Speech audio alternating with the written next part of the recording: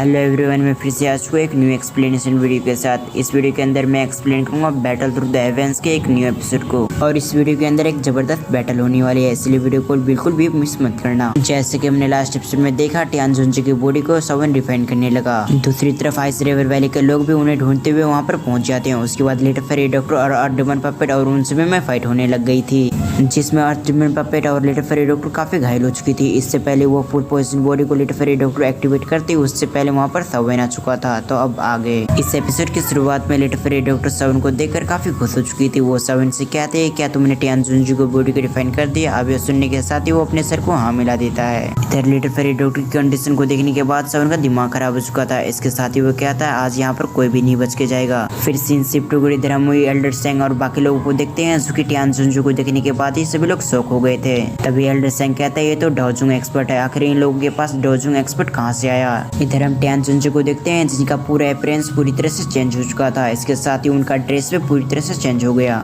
और उसके साथ ही साथ उन्होंने यहाँ पर एक खतरनाक एनर्जी प्रेशर डाल दिया था। इस प्रेशर को महसूस करके एल्डर सेंग के रोंगटे खड़े हो गए थे, लेकिन फिर भी वो किसी तरह अपने आप को मेंटेन करके टियान जुंजी से कहता है, मुझे नहीं पता था कि ये आपके दोस्त हो, लेकिन फिर भी हम इसे जाने नहीं दे सकते, लेकिन अगर आप चाहे तो आप यहाँ से जा सकते हैं, हम आपको कुछ भी नहीं करेंगे। ये कहने की हिम्मत एल्डर सेंग काफी मुश्किल से कह पा रहा था, क्योंकि उसे अच्छी तरह से पता था कि टियान जुंजी की पावर उससे भी अधिक है। इसलिए अगर वो टियान जुंजी को कुछ बिगाड़ना भी चाहे तभी वो कुछ भी नहीं कर सकता, क्योंकि टियान जुंजी की पावर उससे भी अधिक है। लेकिन किसी तरह लिटिल फेरी डॉक्टर और सवन को तो मारना ही होगा, क्योंकि अगर उसने ऐसा नहीं किया तो उसके वैली चिप उससे खत्म कर देंगे। इन सभी चीजों के बारे में सोचने के बाद ही उसने ऐसा कहने की हिम्मत की थी।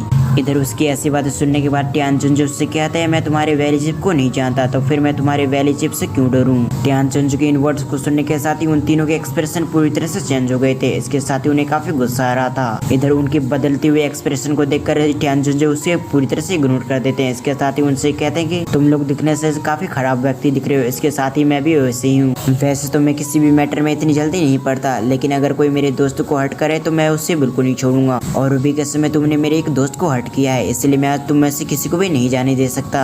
ये कहने के साथ ही उनकी नजर जा चुकी थी लिटिल फेरी डॉक्टर पे। वो सब उनकी तरफ देखते हुए उससे कहता है, तुम लिटिल फेरी डॉक्टर को यहाँ से ले जाओ और इसके साथ ही उसे हील करो, तब तक मैं इन चारों को संभाल लूंगा, इसलिए तुम इस बात को इग्नोर करो। अभी बस सुनने के साथ ही सवन नोट कर देता है, क्योंकि उसे अच्छी तरह से पता था कि टियान जुंजी की ताकत बहुत ज्यादा हो चुकी है। इसलिए वो टियान जुंजी पे भरोसा करके लिटिल फेरी डॉक्टर को वहाँ से लेकर चला जाता है हील करने के लिए। उसकी ऐसी बातें सुनने के बाद एल्डर सेंग को तो काफी गुस्सा आता ही है। इसके साथ ही वो टियान जुंजी से कहता है, क्या तुम हमारे आइस रिवर वैली के दुश्मन बनना चाहते हो? अगर तुम हमारे आइस रिवर वैली के दुश्मन नहीं बनना चाहते, तुम हमारे रास्ते से साइड हट जाओ। तुम ये मत सोचो कि तुम एक डोजुंग हो तो हम तुमसे डर जाएंगे, तुम हमारे रास्ते से हट जाओ, नहीं तो इसका अंजाम गलत हो सकता है। अभी बस सुनने के साथ ही टियान जुंजी ने उनकी बातों को फिर से एक बार इग्नोर कर दिया था। अब टियान जुंजी की अगेन ये हरकत देखने के साथ ही उसे काफी गुस्सा आ चुका था, इसलिए वो अपनी डिसेबल से कहता है, जल्दी से strong dragon mysterious profound formation को परफॉर्म करो। अब ये सब सुनने के साथ ही सभी लोगों के रेंगटे खड़े हो चुके थे। इसके साथ ही हम उसके चेहरे को देखते हैं, जो कि पूरी तरह से व्हाइट हो गया था।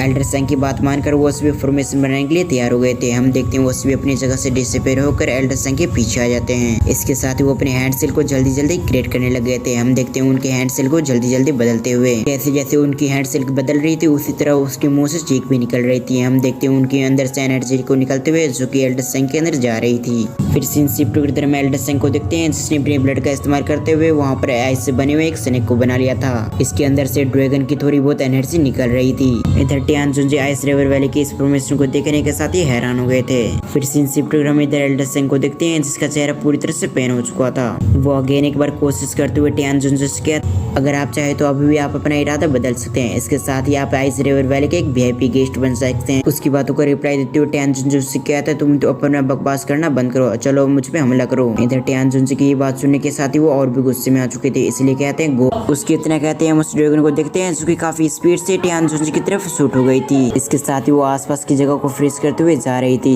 इधर हम टियान जुंजी को देखते हैं, जो कि ये नजारा देखने के साथ ही उसके चेहरे पे स्माइल आ चुका था। वो अपनी एक उंगली को आगे बढ़ाकर स्पेस में एक दरार दरार ओपन कर देते हैं। ये दरार इतनी ओपन थी इसके अंदर ड्रैगन और पूरी तरह से चली जाती है। उसके बाद टियान जुंजी की नजर जाती है आइस से बने हुए ड्रैगन पे, जो कि काफी स्पीड से उसे खत्म करने के लिए उसकी तरफ बढ़ रही थी।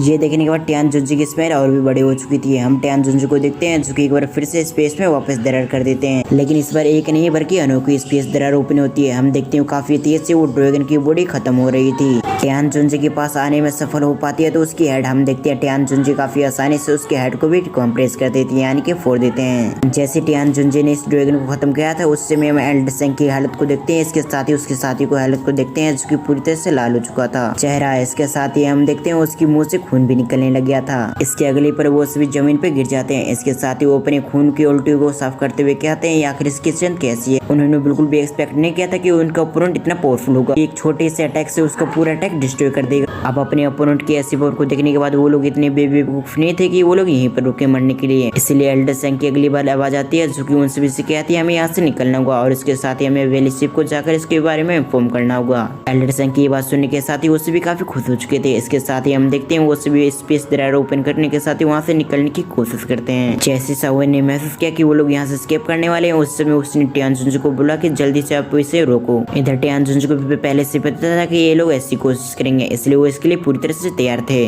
वो जल्दी से मूव करते हुए एक पावर अटैक उस पर कर देते हैं ताकि वो लोग यहाँ से एस्केप न कर सके। जब एल्डर सेंग और बाकी लोग ये देखते हैं कि एक पावर अटैक उसकी तरफ आ रहे हैं तो जल्दी से एल्डर सेंग मूव करता है और अगले पल हम दो फिगर्स को आगे बढ़ते हुए देखते हैं जो कि और कोई नहीं बल्कि उन्हीं के डिसाइपल थे जिसे खुद एल्डर सेंग ने आगे धकेला था। अब ये देखने के साथ ही सभी लोग हैरान हो गए थे। जैसे दोनों फिगर सामने से आने वाले अटैक से टकराते हैं उस समय उसकी बॉडी डिस्ट्रॉय हो चुकी थी, लेकिन इससे भी उस अटैक को ज्यादा कुछ फर्क नहीं पड़ता। वो अभी भी काफी स्पीड से उनकी तरफ बढ़ रही थी। ये देखने के साथ ही एल्डर सेंग की नजर अपने आसपास एल्डर पे जाती है। इधर एल्डर भी समझ चुके थे कि एल्डर सेंग क्या करने वाले। इससे पहले वो अपने आप को छोड़ा पाते उससे पहले एल्डर सेंग ने आगे की तरफ उन्हें धकेल दिया। ऐसा होते वो अटैक पूरी तरह से डिस्ट्रॉय हो चुका था। जैसे ये अटैक डिस्ट्रॉय हुआ था उस समय हम एल्डर सेंग को देखते हैं जो कि वहाँ से सक्सेसफुली भागते हुए कहता है तुम सभी अपनी मौत का आने का वेट करना क्योंकि आइस रिवर वैली बहुत जल्दी मूव करेगी और इसके साथ ही तुम लोग अगले पल खत्म हो जाओगे। ये कहने के साथ ही एल्डर सेंग यहाँ से निकल चुके थे। इधर टियान जुंजी ने भी एक्सपेक्ट नहीं किया था कि वो लोग अपने लोगों को मारेगा, इसके साथ ही वो यहाँ से निकलने में कामयाब हो जाएगा। अगर एल्डर सेंग ने अपने लोगों को सैक्रिफाइस नहीं करा होता तो वो 100% श्योर थे कि वो काफी आसानी से उन तीनों को कैप्चर कर लेते।